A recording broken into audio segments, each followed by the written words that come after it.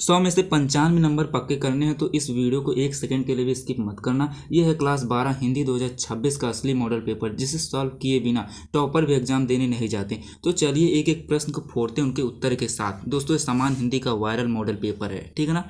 तो आइए दोस्तों वीडियो को शुरू करते हैं। तो दोस्तों, आपको समय मिलेगा 3 घंटे 15 मिनट, और आपका पहला रहेगा बहुविकल्पीय प्रश्न खंड का, ठीक ना। आप ये नोट पढ़ लीजिए इसमें क्या क्या है। उसके बाद खंड का है दोस्तों आपका पहला प्रश्न, जो 1 नंबर के लिए बहुविकल्पी है। और दोस्तों, आप वीडियो को लेकर मतलब शुरू से लेकर अंत तक देखेंगे। हम पूरे एक एक आंसर इनका मतलब एक एक प्रश्न का एक एक आंसर कराएंगे, ठीक ना। कोई भी नहीं, मतलब किसी का भी नहीं कर, सबका A to Z कराएंगे आज के इस वीडियो में। पहला प्रश्न दोस्तों, पाणिनिकालीन भारतवर्ष नामक कृति के लेखक है। तो इसका सी वाला आंसर सही है दोस्तों। आप लोग सीख लीजिए, डॉक्टर वासुदेव सरल अग्रवाल, ठीक ना, डॉक्टर वासुदेव सरल अग्रवाल। उसके बाद दूसरा है दोस्तों, द्विवेदी युगीन लेखक हैं, तो अध्याय पूर्ण सिंह। इसका बी वाला आंसर सही है, इसका सी और इसका बी, ठीक है ना। रामचंद्र शुक्ल की कहानी 11 वर्ष का समय, दोस्तों डी एकदम राइट है, ठीक ना, डी। जहाज का पंछी रचना की विधा है, जहाज का पंछी। ए उपन्यास एकदम सही है उत्तर, इसको आप टिक लगा लीजिए। आनंद कादंबनी के संपादक है बद्रीनाथ चौधरी प्रेमघन, सी वाला एकदम टिक मारिए दोस्तों। फिर अब दूसरा, ये भी दूसरे का काय भी 1 नंबर के लिए, ठीक ना, देख लीजिए। निज भाषा उन्नति अहे सब उन्नति को मूल, यह कथन है Bharatendu Harishchandra, option number D, ठीक ना। देख लीजिए इसको भी 1 नंबर के लिए भी दोस्त। कितनी नौ में कितनी बार रचयिता अज्ञेय है, ठीक ना, डी वाला। छायावाद युगीन कवि हैं जयशंकर प्रसाद, ठीक है ना, सी वाला। भारतेंदु युगीन रचना है, ए वाला, आनंद अरुणोदय, ठीक है ना, ए वाला। जयशंकर प्रसाद की काव्य कृति है, बी चित्रधार, ठीक है ना, चित्राधार, सॉरी दोस्तों चित्राधार, बी वाला इसका है, ठीक है ना। और दोस्तों अगला प्रश्न है दोस्तों 5 नंबर के लिए, जिसमें अथवा करके दिया रहता है, दिए गए गद्यांश पर आधारित निम्नलिखित प्रश्नों के उत्तर। दोस्तों, मातृभूमि पर निवास करने वाले मनुष्य राष्ट्र का दूसरा, इसको आप पढ़िएगा। तो जैसे इसके अंदर देखिए अंडरलाइन की गई, मतलब नीचे लाइन पढ़िए, तो इसका उत्तर देना है। ऊपर गद्यांश का संदर्भ लिखिए, रेखांकन की व्याख्या, राष्ट्र की कल्पना कब तक संभव है। ये जितने 5 प्रश्न हैं आप इनको करिए। अथवा करके भी ये दिया रहता है। पहले दोस्तों आपको ये वाला बता देते हैं, ठीक ना। ये दोस्तों आपका कहते हैं राष्ट्र का स्वरूप वाले चैप्टर से है, ठीक है ना। और हम आपको सीरीज से दिखा भी दे रहे हैं, देखिए यहाँ पर है दोस्तों। तो यहाँ पे जो जो प्रश्न पूछे उससे अधिक भी आप यहाँ से संदर्भ लिखना, मतलब क्या कहते हैं संदर्भ देख लीजिए कैसे लिखा गया है, ठीक ना, यहाँ पे। और इसमें पूछा गया राष्ट्र की कल्पना कब तक संभव है, तो आप यहाँ पे राष्ट्र की कल्पना कब तक संभव है, यहाँ पे सब कुछ मिल जाएगा। तो देख लीजिए, ये रहा दोस्तों प्रश्न, इसका का खा, उसके बाद ये रहा आपका गा घा अंगा, ठीक है ना। इन सभी आंसर को आप देख लीजिए, ठीक ना। और क्या कहते हैं अथवा करके यहाँ पे दिया है भाषा की साधारण इकाई शब्द, ठीक ना। तो ये दोस्तों आपका क्या कहते हैं भाषा और आधुनिकता से है, और ये आपका मिलेगा दोस्तों यहाँ पे, ठीक है ना, भाषा की साधारण इकाई शब्द। तो इसका भी उत्तर यहाँ पे आप देख सकते हैं, ठीक है ना, यहाँ तक का है, ठीक है ना। इसको भी आप लोग देख लीजिए। और क्या कहते हैं इस प्रश्न को पढ़ लिया। उसके बाद हमारा जो का ये भी 5 नंबर के लिए दोस्तों आपको, लेकिन कोई एक ही करना है। हम आपको दोनों दिखा दें, इसका मतलब नहीं कि दोनों करना, बस एक ही करना रहेगा पेपर में, और इसमें भी कोई एक ही करना रहेगा, ठीक है ना। जैसे दिए गए गद्यांश पर आधारित निम्न प्रश्नों के उत्तर दीजिए।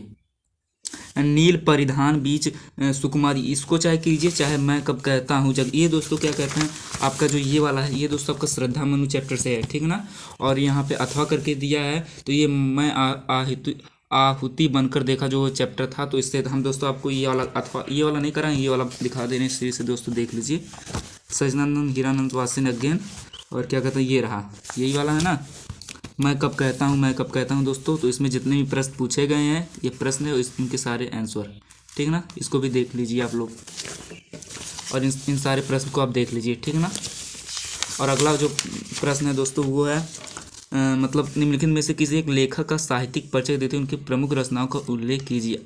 अधिकतम शब्द सीमा 80 रहना चाहिए, ठीक ना। 5 नंबर के किसी एक का करना है, तो हम आपको एक का दिखा दे रहे हैं, ठीक है ना।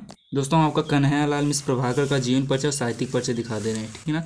इसको दोस्तों आप लोग लिख लीजिए, ठीक है ना। और ये रहा इनका, ठीक है ना, रचना है, ठीक है ना। उसके बाद दोस्तों निम्नलिखित में से एक कवि का साहित्यिक परिचय देते उनकी प्रमुख रचनाओं का, जयशंकर प्रसाद, सुमित्रानंद पंत या महादेव में अज्ञेय। तो हम दोस्तों आपको जयशंकर प्रसाद का दिखा दे रहे हैं दोस्तों, इनका भी देख लीजिए। और मतलब ये 100 शब्दों से ऊपर है, ठीक ना। तो आपको लिखना 80 शब्द से ऊपर ही लिखना रहेगा, तो 100 शब्द लिखिएगा, ठीक है ना। 100 से 120 शब्द आप लिखिएगा। उसके बाद आपको मतलब कुछ पेपर में भूल भी जाएंगे, तो फिर क्या कहते हैं आपका 80 शब्द से फिर भी ऊपर हो जाएगा 90 शब्द तक, ठीक है ना। अब दोस्तों हमारा जो अगला प्रश्न वो है लाठी कहानी का कथासार अपने शब्द में लिखिए। 80 शब्द या ध्रुव यात्रा कहानी के उद्देश्य पर प्रकाश डालिए, ठीक है ना। तो ये रहा दोस्तों लाठी कहानी का सारांश या कथासार, ठीक है ना। बात एक ही है, इसको भी आप लोग पढ़ लीजिए, ठीक है ना।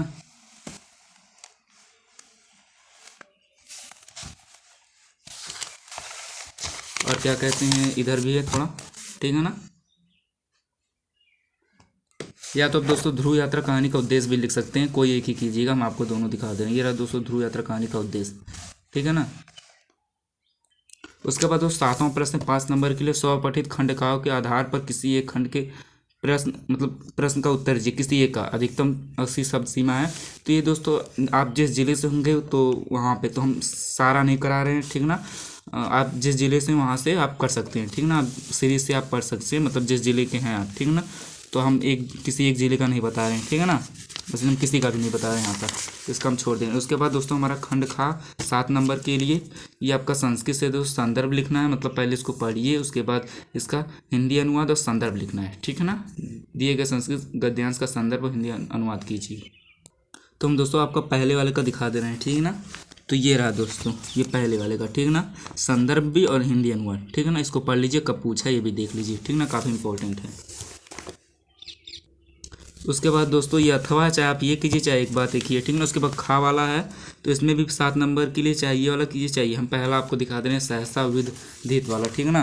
तो ये रहा दोस्त सहसा विदधित, तो ये भी इसका संदर्भ और हिंदी अनुवाद, ठीक है ना। इसको भी आप पढ़ लीजिए, ठीक है ना,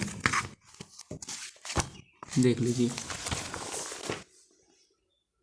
अब दोस्तों हमारा जो अगला प्रश्न वो है निम्नलिखित मुहावरों में लोकोक्तियों में से किसी एक का अर्थ लिखकर वाक्य में प्रयोग कीजिए, ठीक है। किसी एक का, 4 दिया तो किसी एक का करना है।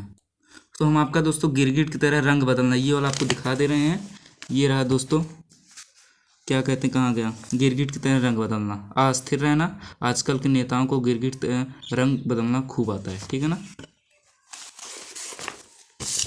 उसके बाद हमारा जो है 10वां, ये दोस्तों आपका मतलब अपठित है, ठीक है ना। मतलब ये आपके बुक में नहीं रहेगा, कोई अपठित ही रहेगा, ठीक है ना। तो इसका हम आपको इसको पढ़िएगा। उसके बाद इसमें 3 आंसर है।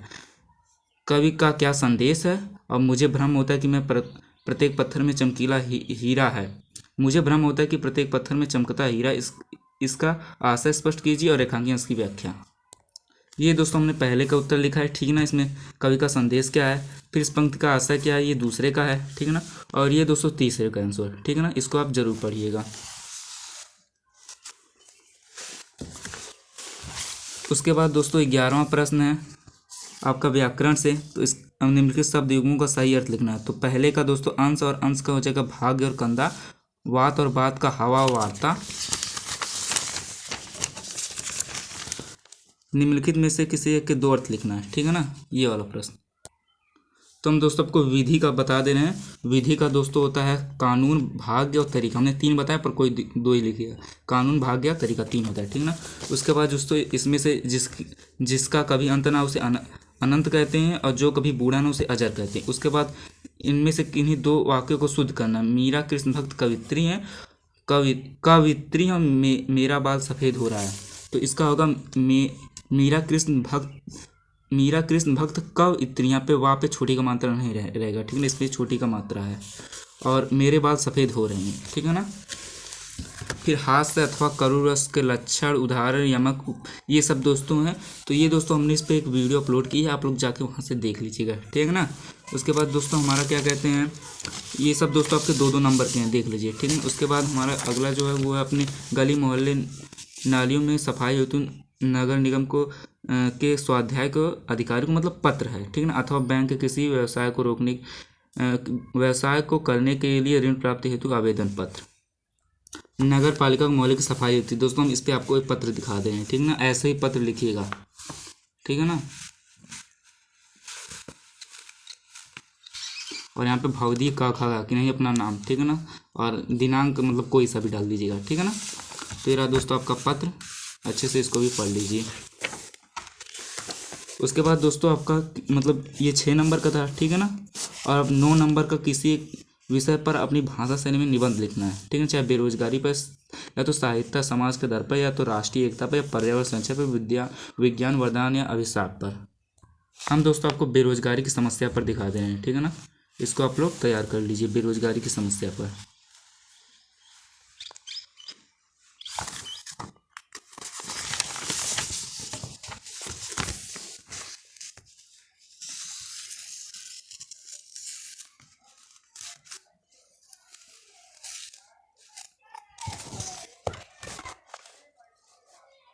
ठीक है ना।